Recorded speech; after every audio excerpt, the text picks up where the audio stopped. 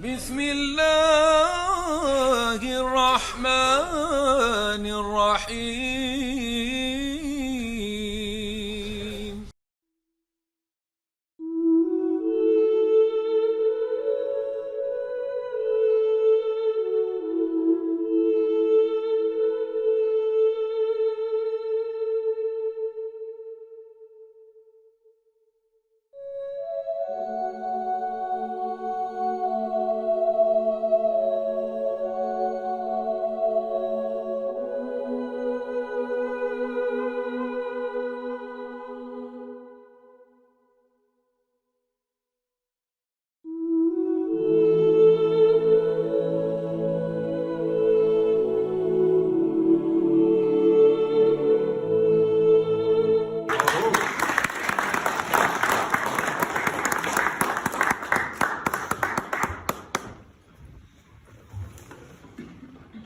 Bonsoir à tous.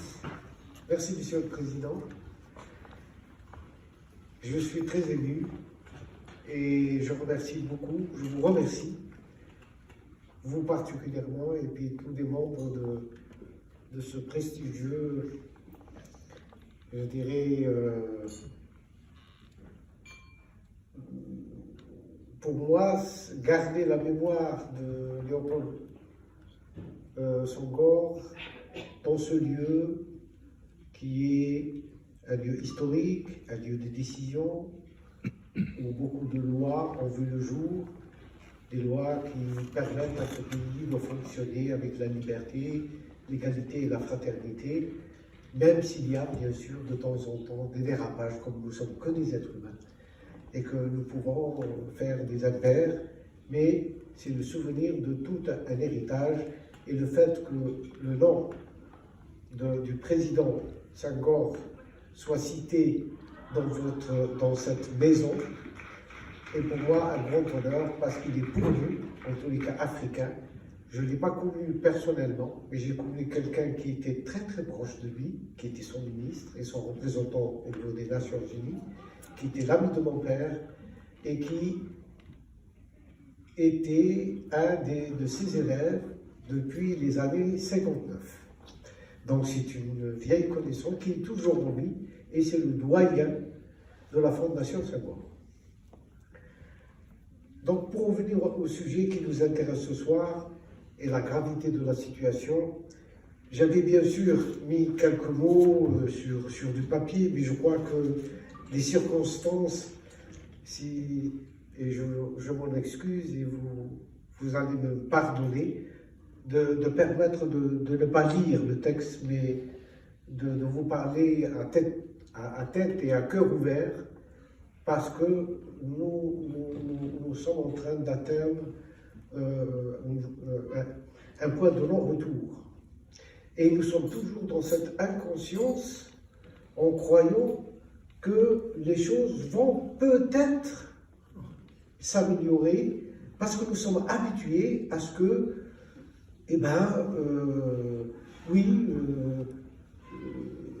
les choses, nous avons les moyens matériels ou militaires ou je ne sais quoi qui peut changer. Là, nous avons, comme l'a dit récemment le président de la République, nous avons changé d'époque. Il faut le comprendre. Nous avons changé d'époque. Et ce n'est pas pour nous.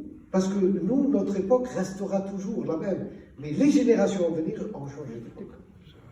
Et ça, il faut le comprendre. Et il faut leur laisser un message, il faut leur laisser des indications, il faut leur laisser une feuille de route qui leur permet de reconstruire le monde de demain. Parce qu'ils vont vivre dans un monde de tension, de conflit. Et le plus grave, c'est pas la guerre qui est à notre porte. Le plus grave, c'est le réchauffement climatique, dont on n'a pas pris conscience. Et là, il n'y a aucune arme qui peut l'arrêter, aucun mur qui peut l'arrêter, aucune technologie qui peut l'arrêter. Et ça, je crois qu'on est encore tout à fait inconscient, habitué à vivre dans un monde qui qui nous a gâtés, qui nous a offert, peut-être à une partie de l'humanité, pas à toute l'humanité. Mais aujourd'hui, ce choc, moi je le vois comme un choc salutaire. Il faut le prendre comme quelque chose de positif pour réveiller les consciences. Travailler sur nous-mêmes et revenir aux fondamentaux, aux valeurs fondamentales qui construisent et qui ont construit l'humanité. Ces valeurs sont fondamentales, sont la solidarité, ces valeurs sont fondamentales, c'est la dignité, c'est la clairvoyance, c'est l'entraide, c'est tout ce que aujourd'hui il y a une inversion de valeurs. C'est au plus fort, c'est au plus malin, c'est au plus... Oui, il y a toujours eu des problèmes, il y a toujours eu des guerres. Les guerres ne se sont jamais arrêtées, mais elles étaient plus ou moins loin de l'Europe.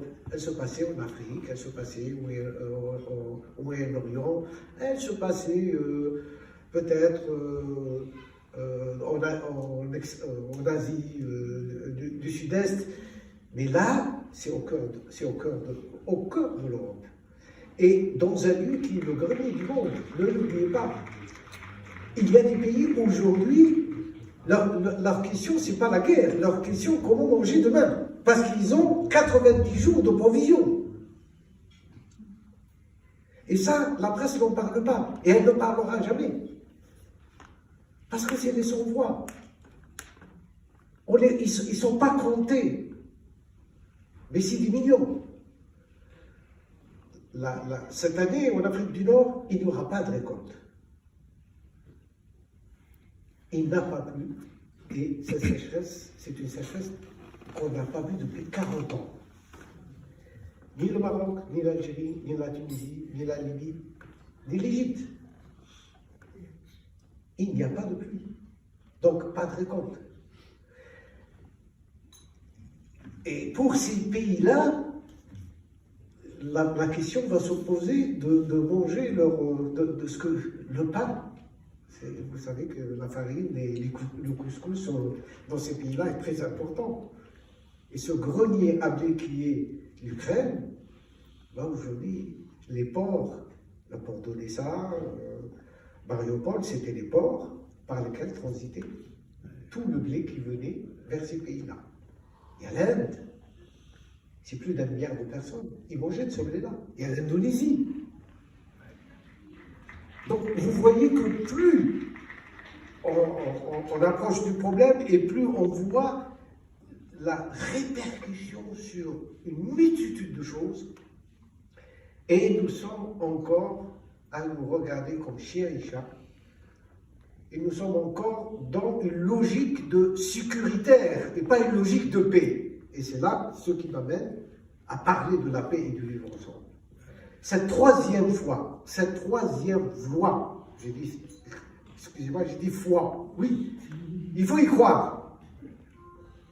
Et il faut la porter, il faut des aides pour la porter, il faut des aides pour l'incarner.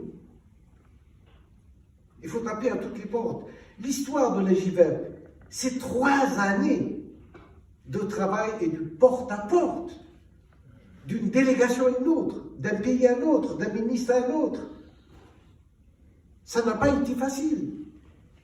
Il y a ceux qui nous ont fermé la porte. Il y a ceux même qui nous ont menacés. Et pourtant, le 8 décembre 2017,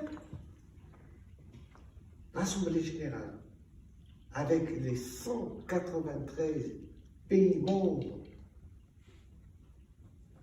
par consensus, parce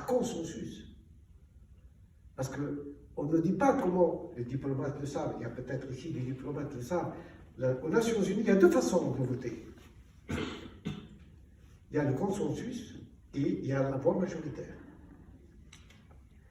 Et quand le président, je ne savais même pas d'ailleurs à cette époque qu'il y avait un président aux Nations Unies, chaque année, il y a une élection d'un président pour recevoir les présidents, les chefs d'État, bon, les personnalités, les premiers ministres, mais jamais il ne reçoit un président d'une ONG. Ça s'était jamais vu. Mais la chance, ou je ne sais pas, il y a peut-être d'autres, des choses qui vous permettent d'ouvrir des portes qui ne se sont jamais ouvertes. Et il y a eu une rencontre de quelques minutes avec lui qui s'est transformée en plus d'une heure. Alors qu'on nous avait accordé la rencontre avec le président pour 5 minutes. Ça s'est transformé 1h15. Et ça, c'était. Le secrétariat général était ébahi. Comment et pourquoi, qu'est-ce qu'il faut, qu'est-ce qu'ils se disent? Et bien, on parlait du vivre ensemble. Et de l'importance de cette journée. Et elle a été faite. Parce que n'oubliez pas, le 8 décembre, la tension qu'il y avait entre les États-Unis et la Corée du Nord. On était aussi au même point. Rappelez-vous, parce qu'on oublie les choses. La tension qui régnait au niveau des Nations Unies, avec le président Trump qui avait menacé la Corée du Nord de l'anéantir, et la décision qu'il avait prise, nous sommes au Sénat, les choses, on n'a rien à se cacher, c'est des choses qui sont réelles. Il avait aussi décidé que Jérusalem sera, l'ambassade des États-Unis sera déplacée de Tel Aviv à Jérusalem. Et ça avait, donc, deux choses avaient créé une tension. Et ce jour du 8 décembre, à l'Assemblée générale, il y avait en même temps le Conseil de sécurité qui se tenait juste après l'Assemblée générale. Alors, voyez les gens, voyez les diplomates, les responsables des délégations, comment ça... Et moi, je peux vous assurer que j'ai vu de mes yeux l'humanité, un corps. Bon, on va me dire, maman, il est peut-être un petit peu... je suis cher de confrérie Sophie, donc les Sophies, un petit peu, il vole un petit peu, quoi. Bon. Eh bien, je l'ai vu, cette humanité. Dans le message que j'avais transmis à l'ambassadeur d'Algérie qui a présenté, parce que ce n'est pas une ONG qui présente une résolution, il faut un pays. Et ça a été l'ambassadeur d'Algérie, forcément je suis algérien, donc, qui a présenté cette résolution. Et les mots que j'avais donnés à l'ambassadeur de dire, comment ça avait agi sur les gens, sur les représentants des pays, sur les délégations. Et vous avez aux Nations Unies un compteur qui indique les pays et les voix. Et le compteur a commencé à tourner. 1, 2, 3, 4, 5, 6, 7. Parce que, par consensus, s'il y a un pays qui dit non, tout tombe. S'il y a un seul pays, un seul, qui s'abstient ou qui dit non, la résolution tombe. Donc, le président m'avait averti en me disant, mais vous jouez à la roulette russe. C'est le cas de le dire. Eh bien, heureusement, à la roulette russe. Tentons le tout pour le tout. Allons pour la paix. Allons pour le vivre ensemble. Ça a marché. Ça a marché. Et ça a été, je vous dis, quand le marteau est tombé, et la résolution a duré, elle a dépassé le temps. Comme je le dépasse, je pense, Monsieur le Président, vous m'excusez. C'est bon. Quand le temps a dépassé, que le Conseil de sécurité, les représentants ne venaient pas. On avait retardé le Conseil de sécurité, la résolution n'était pas encore faite. Eh bien, quand le marteau est tombé, tout le monde s'est levé. Et là, il y avait l'humanité. Pour une fois, il y avait des pays, des représentants du pays, mais il y avait autre chose. Cette tension depuis des mois, cette pression de la tension qu'il y avait entre les États-Unis et la Corée du Nord, cette pression qu'il y avait que, quand même, un président a violé les lois de l'ONU. Un chef d'État avait violé des résolutions des Nations Unies. Donc c'était vraiment tendu. Et ben, ça a ouvert cette porte. Et née cette journée du vivre ensemble en paix. Donc, je continue tout simplement pour vous dire, c'est un chemin de crête. Nous sommes, vous savez, les chemins de crête sont toujours les chemins les plus difficiles. Je ne vous dis pas que nous avons la vérité avec nous, je ne vous dis pas que nous sommes les meilleurs, je ne vous dis pas, mais je vous dis que la solution, si on veut trouver une solution, elle est là.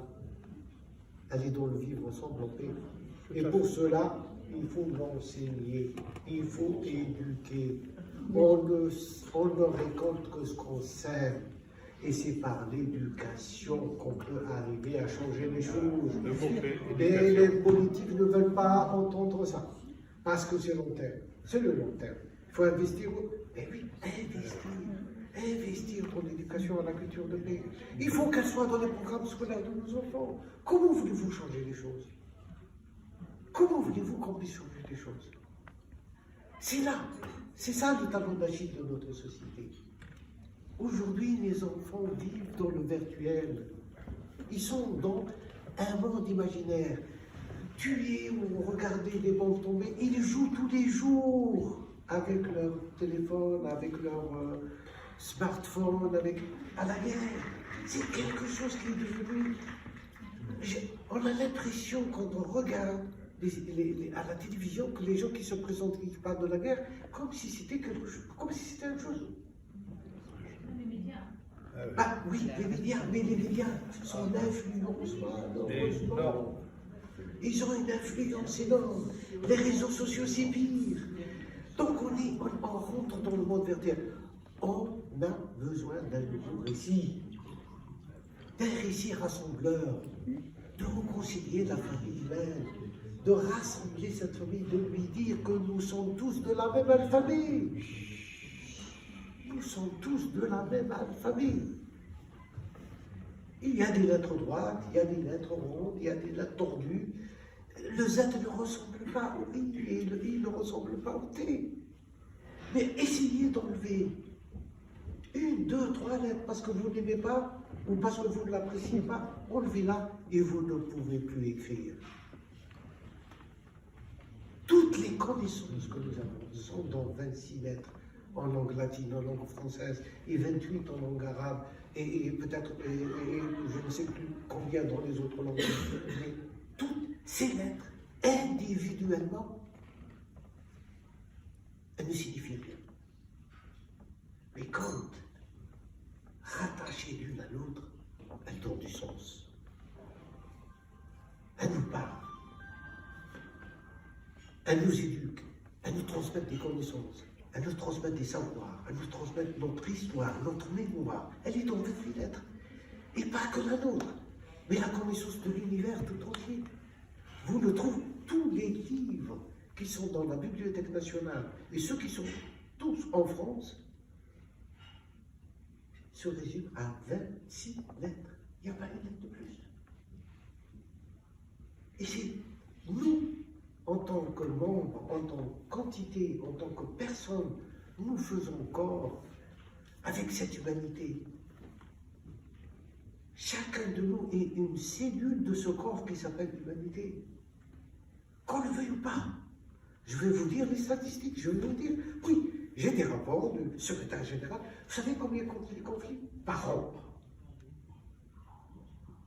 On s'est rassemblés à les Nations Unies, ont fait un seul sommet de l'humanité, un seul, depuis que les Nations Unies existent, un seul sommet. On l'a fait en 2016 à Istanbul, du 23 au 26 mai.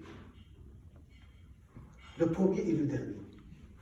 Et dans ce sommet, il y avait tous les ONG accrédités auprès de l'UCOSOC et tous les représentants du pays. D'ailleurs, la France était très très bien représentée. Il y avait des ministres, il y avait les Américains, il y avait les représentants du monde entier. Et on se projetait dans l'avenir et de voir comment cette humanité pouvait juridiquement, politiquement, avoir du sens pour nous tous. qu'elle devienne un corps, qu'elle puisse parler, qu'elle puisse s'exprimer, qu'elle ne reste pas juste une idée philosophique, mais quelque chose de palpable au niveau du droit, de la juridiction, pour résoudre les problèmes. Et à l'unanimité, ça a été voté, on a voté ça. Et puis, dans cette même, le secrétaire général avait fait son rapport, les conflits coûtent à l'humanité 13,4%. Écoutez, 13,4% de son économie. Ça représente combien? En 2016, ça représentait 14 300 milliards de dollars. 14 300 milliards de dollars. On ne le dit pas. Mais aujourd'hui, ça représente rien. En 2021, ça représente combien? Allez voir les chiffres. C'est effarant. Ça, c'est en monnaie. Mais en être humain, en vie, en destruction, ça coûte combien? Qui peut le chiffrer? Qui peut chiffrer le malheur de ceux qui ne sont pas morts, qui restent vivants, mais estampillés? Des enfants qui nous ont nés dans la guerre, qui ont grandi dans la guerre. Et ça, il y en a partout. En Syrie, en Libye, en Irak, en Birmanie, je sais pas. Et demain, ça sera l'Ukraine, et puis après, et puis ça sera la Pologne, et puis ça sera l'Allemagne, et puis ça sera la France, on n'y voit rien. Mais je vous dis, nous, un feu peut se transformer en incendie. Soyez raisonnables. Un feu peut se transformer en incendie. Le Covid est venu nous réveiller. Je vous assure, 2 années de Covid, il est venu nous réveiller. On a eu la guerre avant la guerre, le confinement avant le confinement, le couvre-feu avant le couvre-feu. Vous n'étiez pas en couvre-feu? Qui n'était pas en couvre-feu? Nous, on était en tous les cas dans le sud en couvre-feu. On avait 2 kilomètres. Vous ne pouvez pas aller au-delà de 2 kilomètres du village que j'habite. Les parents ne pouvaient pas voir leurs petits-enfants ou leurs enfants. Les villes étaient renfermées sur elles-mêmes. Les avions étaient au sol, cloués au sol. Les frontières des pays fermés. Le Maroc, à peine, ma fille, elle vit au Maroc, elle était coincée jusqu'à... Ils ont ouvert quand? Au mois de février seulement. C'était fermé, on ne pouvait pas aller voir les uns les autres. Donc, on a eu comme une répétition. Il est venu nous dire, regardez la fragilité de votre société. Un virus, regardez ce qu'il peut faire. Il nous a montré la fragilité de nos sociétés, qui se croient tout permis, qui savent tout, qui ont technologie au-dessus de tout. Et quelle leçon on a retenue? Il y a eu combien de millions de morts? C'est 10 millions de morts, le Covid-19. On est revenu à nos habitudes. Le Covid est fini. Il n'est pas tout à fait fini, parce qu'il y a encore des... Eh bien, rebelote, on prend... Et rebelote. Alors, chers amis, vous devez parler de l'influence de la francophonie. C'est 88 pays. 88 pays qui parlent cette langue. 88 pays qui aujourd'hui sont reliés, ces liens de langue, ces liens qui permettent la compréhension, qui permettent la circulation des connaissances, qui permettent des échanges, qui permettent... Il faut plus que jamais les renforcer. Mais dans la fraternité, dans cette liberté, cette égalité, cette fraternité qui est affichée sur tous les bâtiments de la République. C'est la devise. C'est la devise. Et répondre à ce défi que l'on a devant nous. Non, la fraternité humaine l'emportera dans ce défi et dans ce moment. Il faut des liens solides. La francophonie, c'est à ce moment-là qu'elle doit servir. Ce n'est pas qu'une question de poésie, ce n'est pas qu'une question de littérature. C'est plus profond que ça. C'est les liens. Et nous avons tous, qu'on le veuille ou pas, une marque indélébile de ce lien. Regardez votre nombril. Et vous verrez si vous êtes lié à quelqu'un ou pas. Et si ce quelqu'un est lié à un autre. Regardez. Je ne vais pas quand même vous amis, vous le montrer, vous l'avez tous. Hommes et femmes. Est-ce que vous êtes lié à quelqu'un? Et vous êtes lié à votre mère. Et votre mère à sa mère. Et vous voyez que toute l'humanité, vous êtes le descendant d'une multitude d'êtres. Depuis les temps les plus immémoriaux, nous sommes liés à ceux qui ont gravé dans les pierres, qui ont dessiné dans des grottes. Nous sommes une famille adamique. Nous sommes le principe d'humilité, qui c'est bien sûr, c'est le propre de la vie. Et nous sommes arrivés à un seuil aujourd'hui où il faut retrouver ce principe d'humanité. Sinon, on va être dans l'inhumanité, l'inversion. Voilà ce que je voulais vous dire. Bravo!